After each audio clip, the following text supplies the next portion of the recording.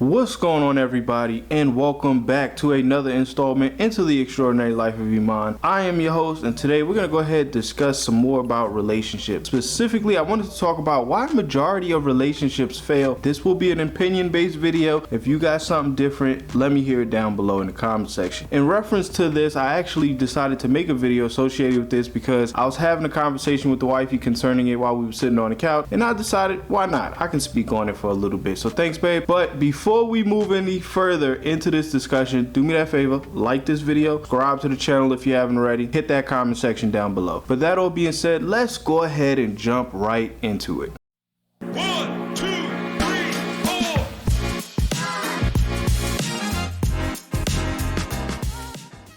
Okay, so when it comes to this topic, I do a lot of reading, I do a lot of watching videos, I do a lot of discussing it with the wife. I do a lot of research when it comes to relationship and relationship building because I find it to be interesting. Plus, I'm interested in human behavior, so I really like to do that in my spare time. Additionally, of course, obviously, I have my own experiences. I've had other relationships, I've had successful relationships and unsuccessful relationships. So I feel as though I actually have enough credentials to speak when it comes to this topic. So I'll just say right off the back that overall, in my opinion, I believe that I figured it out, that I can actually accurately say that majority of relationships fail due to a breakdown in communication. When I say a breakdown in communication, I mean either verbal, physical, or situational. So what I'm saying is either there could be a breakdown in verbal communication, as in the two parties are no longer verbally communicating with each other, or a physical breakdown in communication, as in there's no more physical attraction to one another. There's no physical aspects associated with the relationship anymore. And when I say a breakdown in situational communication, that's associated with growth. That's more or less when two people are no longer attracted to each other and have grown apart, and now at that point would be venturing out and seeking attraction to other people. Nevertheless, it doesn't matter what it is, a breakdown of communication ends relationship. If there's no communication, there is no relationship. Moving on, the first thing I want to touch on is what exactly a relationship is, because a lot of people don't understand. They just think that sex equals relationship. That is not a relationship. That is an aspect or a potential part of a relationship, but not actually a relationship. Even when people use the term asexual relationship, that is just a broad term and doesn't actually transmit into an actual relationship, in my opinion. So I'm just going to say it right now. For the duration of this video, when I refer to a relationship, I'm going to limit it to a normal romantic entanglement between two people, with both parties being in agreement that they are together and are going to grow together into something better. That being said, a relationship is basically a contract of exclusivity between two willing parties. It is a deal of some sort, an agreement that those two parties will be romantically involved with one another and will maintain a relationship, a connection of communication between the two of them, and will grow together. Let's talk about the word together, because it is a very important word when it comes to relationships and when it comes to why relationships fail. Most people, when they think about being together with another person, they actually are only seeing the benefits associated with themselves. They're not actually thinking actively about the other person. Obviously, they're thinking about being in the same space as that person, but they are also thinking about how being with that person benefits them. This is where a problem already starts right off the back. If you're going into a relationship with that in mind, instead of thinking of the other person, you're already starting on a bad foot. I'd say it's red flags, but it's nothing major at that point. When you are together with somebody, and I mean in a very serious romantic relationship, and you guys are both goal oriented at growth, you have to be able to change your mindset. You have to go where that person is, or allow that person to come to where you are. You have to be willing to open up to that person mentally, physically, and spiritually. You have to have the ability to not only take your needs and your wants into consideration, but that other party's as well. This is actually how communication is born, because basically, if you think about it, how can you actually take the other party into consideration when you don't know the other party? The only way to truly know them is to talk to them, to communicate. I'll give you guys an example. The wifey, I speak to her all the time. We be on the couch talking, she be doing stuff, we be talking, she be cooking, we be talking. I'm constantly checking in with her. She's constantly checking in with me just to make sure everything is okay. Not only that, we also are able to recognize insecurities in one another. This is important because your partner should compliment you and cover your weaknesses. That means they should know what your weaknesses are. They should be able to address your weaknesses with you. You should be able to talk about that openly with your partner and feel comfortable and confident in doing so and feel like you're not being attacked. It should be okay. So when it comes to communicating, it fails when one or both of the parties can't do it. Let's just be real. That's what it is. That can come out a form of dishonesty, hindering, hiding, not wanting to be vulnerable with the person, with the partner. It could come in those type of forms. It could also come in a physical form, not wanting to be intimate, not wanting to be next to that person, not wanting to spend time with that person. This creates a void, and if the void is left, it will eventually grow into something a lot bigger and a lot worse, and can and will devour the relationship. Without that level of communication, without that expression of desires, wants, needs, and acknowledgement of one another, the relationship is on borrowed time. That relationship is going to spread apart, and eventually it's going to dissolve altogether. When it comes to relationships, wants and needs are a thing. If you're not getting what you want or what you need out of a relationship, why are you in a relationship? What is the point? What is this solving? Nothing? Then why am I here? Then you start to get those relationships out of convenience, aka those relationships that don't do anything for either party, or one party's getting what they want and the other isn't, to whereas then it's only convenient for one or both parties, where it's not an actual relationship, just a convenient hookup or convenient situation. It's not an actual relationship that's going to grow or go anywhere. It's just convenient. These type of relationships or relations usually end toxically, because eventually it's going to come to a point where both parties begin to ask themselves, what is this? Where are we going?